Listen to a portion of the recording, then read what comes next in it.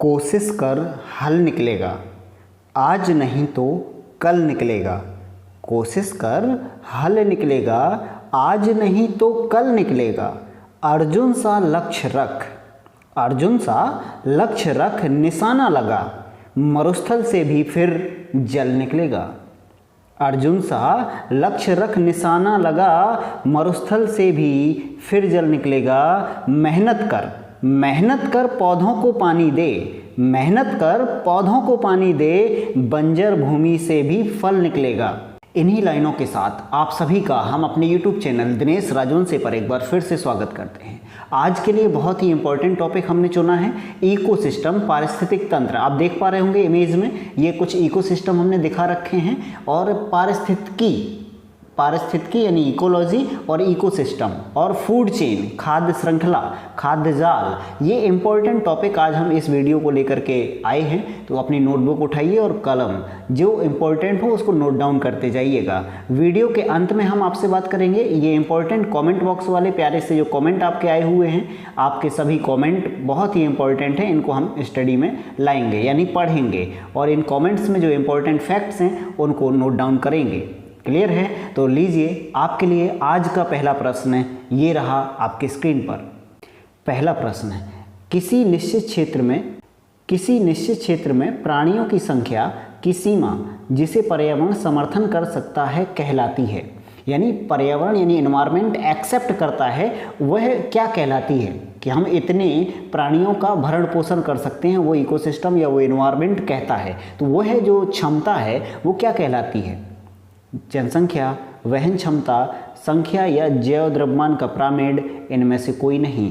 प्यारे विद्यार्थियों, बहुत ही इंपॉर्टेंट क्वेश्चंस का ये कलेक्शन है, इसलिए आप बने रहिएगा वीडियो के अंत तक और आंसर ध्यान से नोट कीजिए।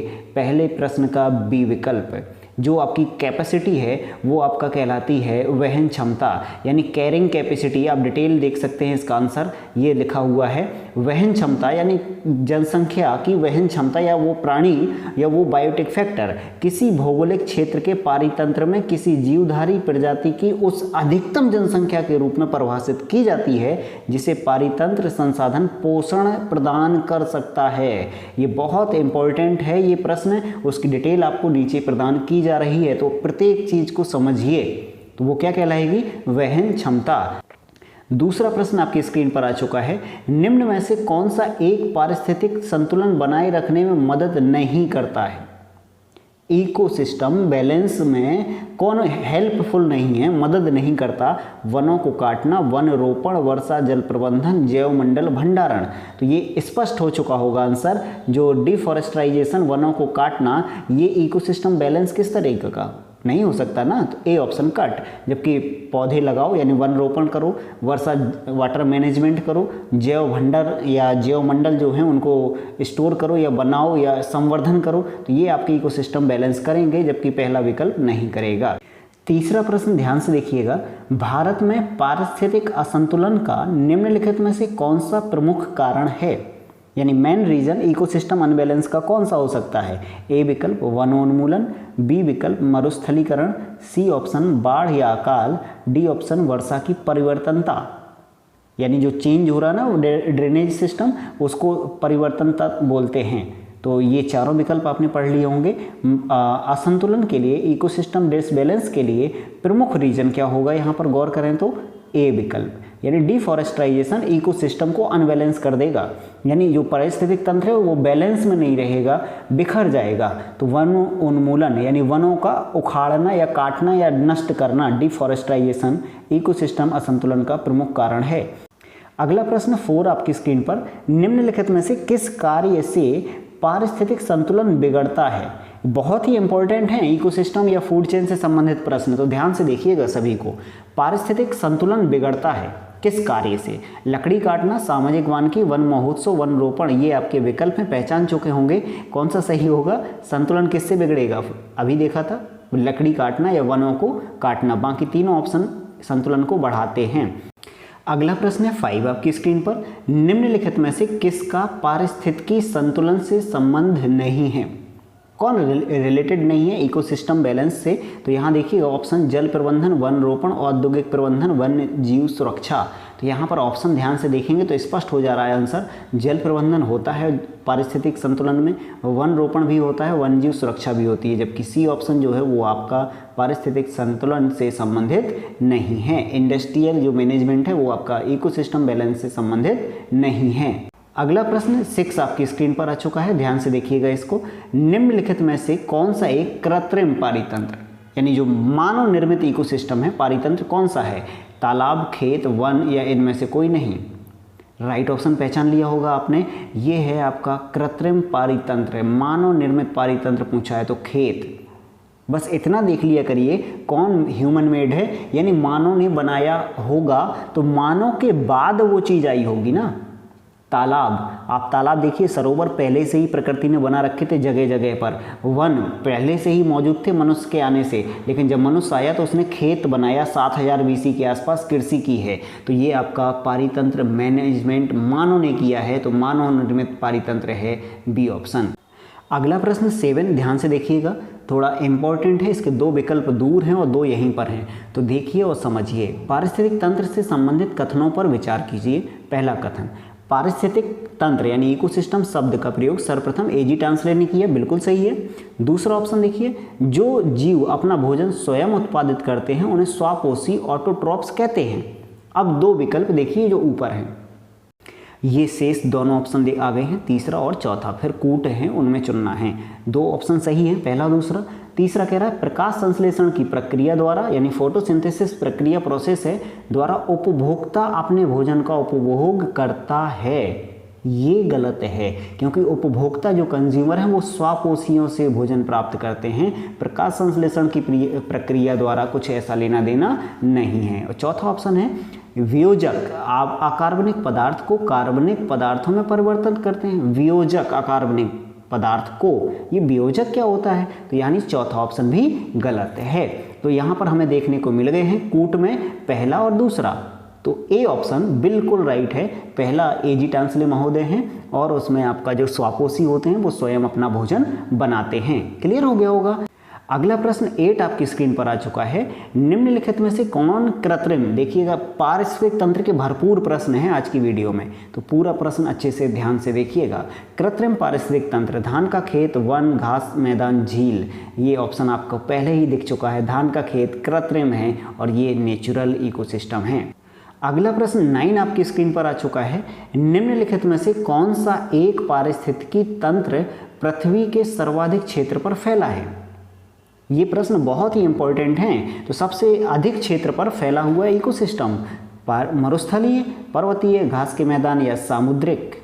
तो देखिएगा आंसर डी ऑप्शन में है, यानी जो ओशियन है, सामुद्रिक है, वो सर्वाधिक क्षेत्र पर फैले हुए इकोसिस्टम हैं, जबकि घास के मैदान समुद्र या ओशियन की तुलना में कम हैं, डेजर्ट भी कम है और माउंटेन तो कम है ही। अगला प्रश्न 10 आपकी स्क्रीन पर, निम्नलिखित में से कौन सा एक विश्व का विशालतम पारिस्थितिक तंत्र है? समुद्र, वन, घास का मैदान, पर्वत, बिल्कुल वही सेम क्वेश्चन है और ओशियन आंसर हो जाएगा। अगला 11 प्रश्न आपकी स्क्रीन पर है, एक पारिस्थितिक तंत्र में ऊर्जा की मात्रा एक पोषण स्तर से अन्य पोषण स्तर में स्थानांतरण के पश्चात बढ़ती है, घटती है, स्थिर रहती है, बढ़ सकती है या घट सकती है? ध्यान से, इकोसिस्टम में जो एनर्जी की मात्रा है एक ट्रॉपिक लेवल यानी पोषण स्तर से अन्य या दूसरे पोषण स्तर में जब बदलती है या स्थानांतरण होती है तो क्या होता है? घटती है, बढ़ती है या स्थिर रहती है या घट सकती है या बढ़ सकती है? राइट ऑप्शन पहचान चुके होंगे, बी ऑप्शन सही है, यानी एक ट्रॉपिक लेवल से दूसरे में जाती है तो सिर्फ और सिर्फ 10% एनर्जी स्थानांतरित होती है। आपको पता होगा 10% एनर्जी ट्रांसफर लॉ लिंडमैन महोदय का है, तो 10% ऊर्जा ट्रांसफर होती है, 90% दैनिक उपापचयी क्रियाओं में मुक्त या नष्ट होती रहती है। ध्यान से देखिएगा 12 प्रश्न को, निम्नलिखित में से कौन सा एक आहार श्रृंखला यानी फूड चेन का सही क्रम है? ऐसा प्रश्न आपने शायद पहली बार देखा होगा। आहार यानी फूड चेन या जो है वो श्रृंखला है, वो उसका सही क्रम डाइटम, क्रेटेशियाई या herring, crustacea, diatom, herring, diatom, herring, crustacea, crustacea, herring और डाइटम। पहली बार देखा है तो बहुत अच्छी बात है, और कभी देखा है तो याद कीजिए, क्या याद है आपको जो सही ऑप्शन है? यानी एक फूड चेन सही दी गई है, उसका ऑर्डर सही दिया गया है। ये प्यारे विद्यार्थियों समुद्र यानी ओशियन में पाई जाने वाली खाद्य श्रृंखला या फूड चेन है, जो आपका ऑप्शन नंबर ए सही है। यहाँ पर नोट कर लीजिए ये लाइन, डाइटम जो होते हैं वो स्वापोषी होते हैं, यानी प्रकाश से आपका भोजन बनाते हैं। स्वापोषी यानी आपके ऑटोट्रॉप्स होते हैं। क्लियर है? जैसे फाइटोप्लैंक्टन घास होती है ना, वो डाइटम ऊज कहलाते हैं, ये स्वापोषी होते हैं। और जो शाकाहारी होते हैं उन्हें कहते हैं क्रेटेशियाई। ध्यान रखिएगा, जो शाकाहारी होते हैं यानी हर्बीवोर्स होते हैं वो कहलाते हैं क्रेटेशियाई, और मांसाहारी होते हैं उन्हें कहते हैं हेरिंग। ध्यान रखिए, ये समुद्र में खाद्य श्रृंखला का एक प्रकार है। बहुत ही इंपॉर्टेंट है ये 12 प्रश्न। अगला प्रश्न 13 आपकी स्क्रीन पर है। पारिस्थितिकी निम्नलिखित के बीच पारस्परिक संबंधों का अध्ययन है। जो इकोलॉजी है वो पारस्परिक संबंधों का अध्ययन है। किन के बीच? जीव और वातावरण, मनुष्य और वन, और 2 ऑप्शन है मृदा और जल, और पति और पत्नी। तो आप इस प्रश्न का आंसर पहचान चुके होंगे। पारिस्थितिकी इकोलॉजी, पारस्परिक संबंध किन का? जीव और वातावरण, यानी जो बायोटिक फैक्टर हैं वो अबायोटिक फैक्टर्स के साथ जो संबंध या रिलेशन स्थापित करते हैं उनको हम कहते हैं इकोलॉजी। यानी पृथ्वी पर जैविक या बायोटिक फैक्टर जब अजैविक के साथ संबंध स्थापित करते हैं तो इनका अध्ययन हम इकोलॉजी में करते हैं, पारिस्थितिकी में करते हैं। तो ए ऑप्शन बिल्कुल सही है। अगला प्रश्न है 14 आपकी स्क्रीन पर। एक पारिस्थितिक तंत्र में निम्नलिखित में से कौन सा प्राथमिक उपभोक्ता है, यानी प्राइमरी कंज्यूमर है? नीचे दिए गए कूट का सही उत्तर चुनिए। चींटी, हिरन, लोमड़ी या बाघ। 1 और 2, 2 और 3, 1 2 3 या 2 3 4। तो ध्यान से देखिएगा, यहाँ पर फर्स्ट कंज्यूमर हमसे पूछा गया है, तो यहाँ गौर करेंगे हम। तो देखिएगा, बाघ क्या है? कॉर्निवोरस है। लोमड़ी क्या है? कॉर्निवोरस है। ये आपको पता होना चाहिए। और यहाँ पर देखें हिरण, हिरण क्या है? प्राथमिक उपभोक्ता है, शाकाहारी है। और ए ऑप्शन देखें चींटी, तो चींटी में जाके आप फंस गए होंगे थोड़ा सा। लेकिन अगर और देखें बी ऑप्शन जो है आपका पहले विकल्प में दिया है और एक ऑप्शन दिया है, यानी पहला और दूसरा सही है। क्यों सही है देखते हैं। चींटी है जो, वो आपका डिकम्पोजर तो है ही। डिकम्पोजर होता है जो सरल कर देता है कार्बनिक पदार्थों को, सिंपल में बदल देता है। लेकिन चींटी कई बार आपका प्राथमिक उपभोक्ता भी देखा होगा। चीनी खाते हुए देखा होगा आपने, फलों को खाते हुए देखा होगा। चींटियाँ मीठे वाले या सेलुलोज में लग जाती हैं। तो चींटी जो है वो आपका प्राथमिक उपभोक्ता के रूप में भी काउंट कर ली जाती है। तो 1 और 2 सही है। पेपर में कई बार ऐसे प्रश्न बन जाते हैं, इसलिए सावधानी से कॉमन सेंस का यूज किया करें। और देखिएगा, इसका एक्सप्लेनेशन भी हम अगर दिखाएं आपको बड़े आसानी से समझ में आ जाएगा। फिर आपको देखिएगा, खाद्य श्रृंखला में मुख्यतः शाकाहारी प्राणी ही प्राथमिक उपभोक्ता की श्रेणी में आते हैं। फर्स्ट कंज्यूमर हर्बीवोरस होते हैं। दिए गए विकल्पों में हिरण शाकाहारी प्राणी है, अतः प्राथमिक उपभोक्ता है।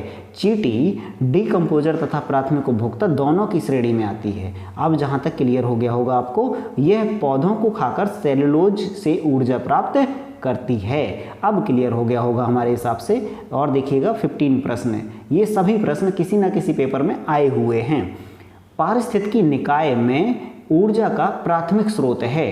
किण्वन में उत्सर्जित ऊष्मा, वनस्पति में संरक्षित शर्करा, सौर ऊर्जा, इनमें से कोई नहीं। ये बहुत सिंपल प्रश्न है। प्राथमिक ऊर्जा का स्रोत आपको पता है और टिक भी लगा हुआ है, सौर ऊर्जा। 16 प्रश्न आपकी स्क्रीन पर है। निम्न में से कौन सा कथन सही है? पहला कथन देखिएगा, जैवमंडलीय पारिस्थितिक तंत्र में ऊर्जा का प्रवाह एक दिशीय, वन डायरेक्शनल होता है। बी ऑप्शन, जैवमंडलीय पारिस्थितिक तंत्र में ऊर्जा का प्रवाह सर्कुलर या चक्रीय होता है। सी ऑप्शन, प्राकृतिक पारिस्थितिक तंत्र में बढ़ते पोषण स्तर के साथ, जैसे जैसे ट्रॉपिक लेवल बढ़ते हैं, ऊर्जा का सापेक्षिक क्षय घटता जाता है। सापेक्षता ये शब्द थोड़ा सा गड़बड़ किए हुए है। डी ऑप्शन, प्रगामी बढ़ते पोषण स्तरों के साथ प्रजातियां सुलभ ऊर्जा का उपयोग करने में कम दक्ष होती हैं। ये ऑप्शन कम दक्ष ऐसा नहीं है ऊर्जा का, ये आपका ऑप्शन गलत है, सी ऑप्शन भी गलत है, और चक्री भी नहीं होता है। यानी यहाँ पर कम दक्ष होती हैं, ये कोई पैमाना नहीं है कि कम आपका एनर्जी को हम उपयोग कर पा रहे हैं, एनर्जी चारों तरफ मौजूद है, हम पकड़ ही नहीं पा रहे, खा ही नहीं पा रहे, तो ये आपका डी ऑप्शन गलत है। और सापेक्षिक क्षय घटता है, ये नहीं है, 10% एनर्जी लॉ आपको पता है, और ये चक्रीय प्रभाव भी नहीं है। लेकिन ए ऑप्शन बिल्कुल राइट है, वन डायरेक्शनल होता है, आपने ऊर्जा का पिरामिड पढ़ रखा है। अगला प्रश्न है 17 आपकी स्क्रीन पर, 10% नियम किससे संबंधित है? ए ऑप्शन, ऊर्जा का खाद्य के रूप में एक पोषी स्तर से दूसरे पोषी स्तर तक पहुंचना, या ऊष्मा का एक पदार्थ से दूसरे पदार्थ में पहुंचना, या पक्षियों का एक क्षेत्र से दूसरे क्षेत्र में पहुंचना। डी ऑप्शन, जल का या पानी का एक जोन से दूसरे जोन में पहुंचना। और ई ऑप्शन कह रहा है इनमें से कोई नहीं। तो यहाँ पर राइट ऑप्शन है 10% क्या है? ऊर्जा का एक पोषण स्तर से दूसरे पोषण स्तर में पहुँचना ही 10% नियम कहलाता है। तो प्यारे विद्यार्थियों, आज के ये प्रश्न यहीं पर हम समाप्त करते हैं। अब बात करते हैं कल जो हमने आपसे कमेंट बॉक्स में प्रश्न पूछा था और उसका आंसर आपने कमेंट बॉक्स में लिख करके भेजा है। हमने पिछले वीडियो में कमेंट बॉक्स में पूछा था हमारे पहले प्रधानमंत्री पंडित जवाहरलाल नेहरू जी के बारे में आप एक्सप्लेन करिए। आपने कमेंट में बहुत अच्छे से एक्सप्लेन किया है। पहला कमेंट आप देख पा रहे होंगे विनीता वर्मा जी का है। पंडित जवाहरलाल नेहरू भारत के प्रथम प्रधानमंत्री थे। इन्हें चाचा नेहरू के नाम से जानते हैं। 14 नवंबर 1989 को इलाहाबाद में इनका जन्म हुआ है। पिताजी मोतीलाल नेहरू, माताजी स्वरूप रानी थी। इनकी पुत्री इंदिरा गांधी, इनके पिता एक वकील थे। इंदिरा गांधी और इनके पिता, यानी इनके पिता किनके? पंडित जवाहरलाल नेहरू के, मोतीलाल नेहरू वकील थे। इनका पालन पोषण राजकुमार की तरह हुआ है। किनका? पंडित जवाहरलाल नेहरू का। तो यहाँ पर ध्यान से देखिएगा, डिटेल जो हम बताते चल रहे हैं उनको ध्यान से सुनिए, बाकी आप पढ़ते चलिएगा। इंग्लैंड में वकालत की शिक्षा प्राप्त की है पंडित जवाहरलाल नेहरू ने। भारत रत्न 1955 में सम्मानित किया गया था पंडित जवाहरलाल नेहरू को। और इनकी प्रमुख पुस्तक जो पूछी जाती है पंडित जवाहरलाल नेहरू जी की, डिस्कवरी ऑफ इंडिया, यानी भारत की खोज, ये इंपॉर्टेंट पुस्तक है इनकी। और 27 मई 1964 को इनकी मृत्यु दिल्ली में हो गई थी। इनके समाधि स्थल को शांतिवन कहते हैं। 27 मई 1964 को ये प्रधानमंत्री कार्यकाल में ही अपने देहावसान को प्राप्त कर जाते हैं, यानी पद पर रहते हैं पीएम के, तब इनकी मृत्यु हो जाती है। और इन्होंने कहा था आराम हराम है, ये नारा इन्होंने या ये कोड दिया था। ये इम्पोर्टेंट है चाचा नेहरू। और 14 नवंबर को बाल दिवस के रूप में मनाया जाता है। विनीता वर्मा जी ने बहुत अच्छे से एक्सप्लेन किया हुआ है। शिवानी गुप्ता जी का भी आप कमेंट देख पा रहे होंगे। ये बहुत प्यारे स्टूडेंट हैं सभी के सभी, जिन्होंने आपका क्वेश्चन अच्छे से एक्सप्लेन किया है।